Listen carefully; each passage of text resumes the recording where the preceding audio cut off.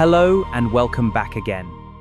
There is a word in Goa that tourists love to photograph, but few truly understand. Sussegad. A word spoken softly beneath swaying coconut trees, over cups of chai on old verandas, beside sleepy village roads where time itself appears to move more slowly. To outsiders, it often sounds charming, exotic even, a convenient slogan for beach cafes and holiday brochures. But to Goans, true Goans, Sussegad was never merely a word.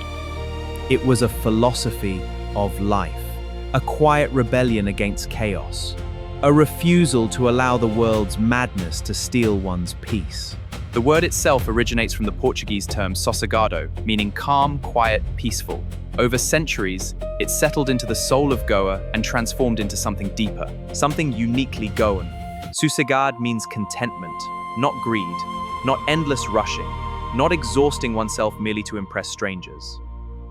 It means understanding that life is not a race to the grave, and perhaps that is why so many misunderstand it. Because we now live in an age addicted to hustle, an age where exhaustion is worn like a medal of honor.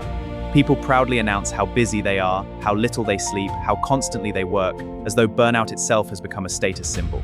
In such a world, a peaceful man appears suspicious, a relaxed person is immediately called lazy, and nowhere has this misunderstanding followed people more unfairly than in Goa.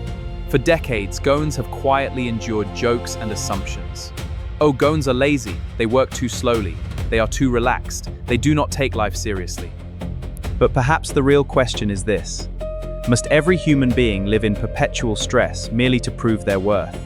Because Sussegad was never about avoiding responsibility. The fisherman who rises before dawn is not lazy.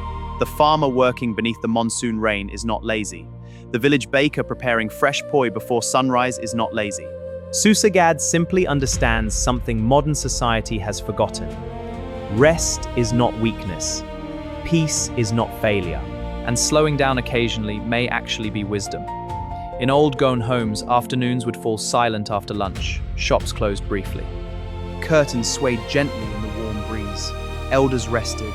Radios played softly somewhere in the background. The world paused. Not because people lacked ambition, but because they understood balance. Today, many people cannot sit quietly for even 5 minutes without reaching for a screen. Silence frightens them. Stillness makes them uncomfortable. Yet the old Goan spirit understood that a calm mind often sees life more clearly than a restless one. And then there is the beautiful Konkani phrase, Maka Sussegdi, give me peace. What a remarkable thing for a culture to value so deeply. Not power, not fame, not endless competition, peace. But sadly, this same peaceful nature is sometimes exploited, because kind people are often mistaken for weak people. Goans have historically been warm, welcoming, hospitable. Visitors arrived and were treated like family. Villages opened their homes, their kitchens, their culture. Yet over time, many outsiders confused gentleness with passivity. Some assumed that because Goans avoided unnecessary conflict, they could be ignored, manipulated, or taken advantage of. And that misunderstanding continues even today. There is a difference between being calm and being incapable. A difference between choosing peace and lacking strength. And that misunderstanding continues even today. There is a difference between being calm and being incapable. A difference between choosing peace and lacking strength. In truth, Sussegad requires enormous inner confidence. To live peacefully in a noisy world is not easy. To remain content while society constantly pressures you to chase more, buy more, show more, prove more, that is an act of resistance. And perhaps that is why the spirit of Sussegad is slowly disappearing. Modern Goa moves faster now. Traffic replaces silence. Phones replace conversations. Old village balconies stand empty while everyone scrolls endlessly through digital lives designed to make them feel inadequate. The younger generation is told that slowing down means falling behind. But behind whom exactly? And towards what destination? Perhaps the old Goans understood something profound. That life should not only be productive, it should also be lived.